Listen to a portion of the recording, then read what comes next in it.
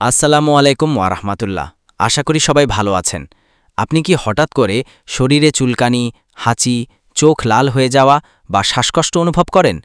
তাহলেই বুঝবেন আপনি অ্যালার্জিতে ভুগছেন। কিন্তু প্রশ্ন হলো, অ্যালার্জি আসলে কেন হয় আর কোন খাবার খেলে এই সমস্যা বেড়ে যায়?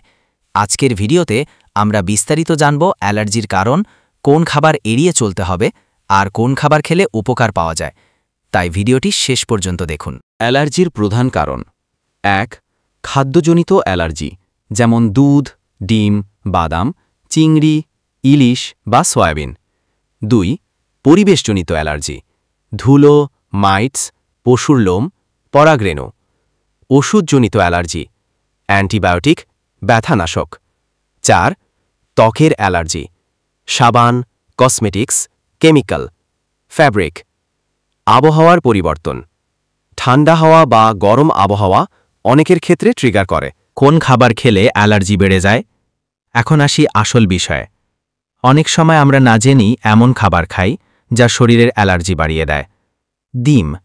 ডিম, বিশেষ করে ডিমের সাদা অংশে থাকা প্রোটিন অনেকের জন্য অ্যালার্জির কারণ। লক্ষণ: হঠাৎ করে শরীরে ফুসকুড়ি, পেট ব্যথা বা শ্বাসকষ্ট।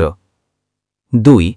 দুধ ও দুগ্ধজাত খাবার, গরুর দুধ, পনির, দই, এগুলোতে থাকা কেসিন ও ল্যাকটোজ অনেকের শরীরে সমস্যা সৃষ্টি করে। কোন খাবার খেলে অ্যালার্জি বেড়ে যায়? এখন আসি আসল বিষয়ে। অনেক সময় আমরা না জেনেই এমন খাবার খাই যা শরীরের অ্যালার্জি বাড়িয়ে দেয়। ডিম, বিশেষ করে ডিমের সাদা অংশে থাকা প্রোটিন অনেকের জন্য অ্যালার্জির কারণ।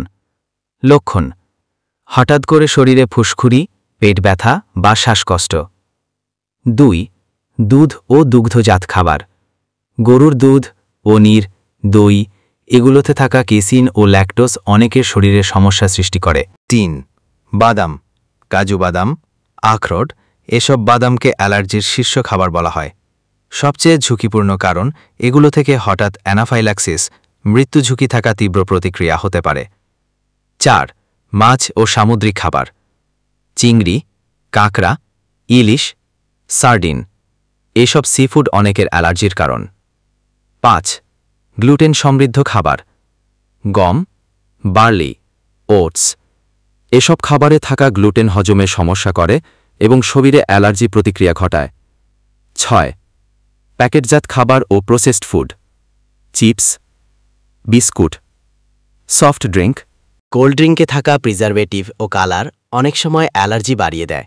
মধু ও চকলেট, সবাইকে না হলেও অনেকের ক্ষেত্রে মধু, চকলেট ও কফি জাতীয় খাবার অ্যালার্জি ট্রিগার করে।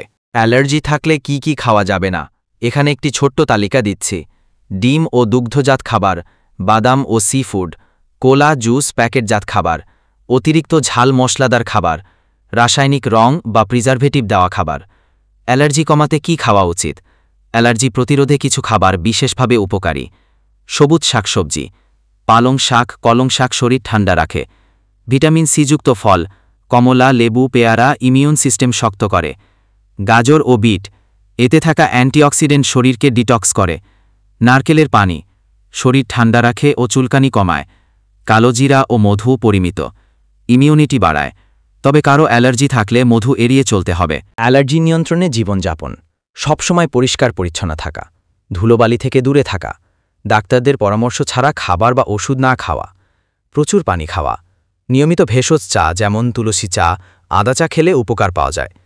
অ্যালার্জি কোনো ছোটখাটো সমস্যা নয়, সঠিক সময়ে নিয়ন্ত্রণ না করলে এটি বড় ধরনের বিপদের কারণ হতে পারে।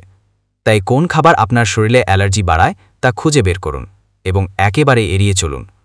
মনে রাখবেন, খাবারই আপনার ওষুধ, আবার খাবারই আপনার রোগের কারণ। তাই সচেতন থাকুন, সুস্থ থাকুন। বন্ধুরা, আজকের ভিডিওতে আমরা জানলাম অ্যালার্জি কেন হয়, কোন খাবার খেলে অ্যালার্জি বেড়ে যায় এবং কি কি এড়িয়ে চলতে হবে।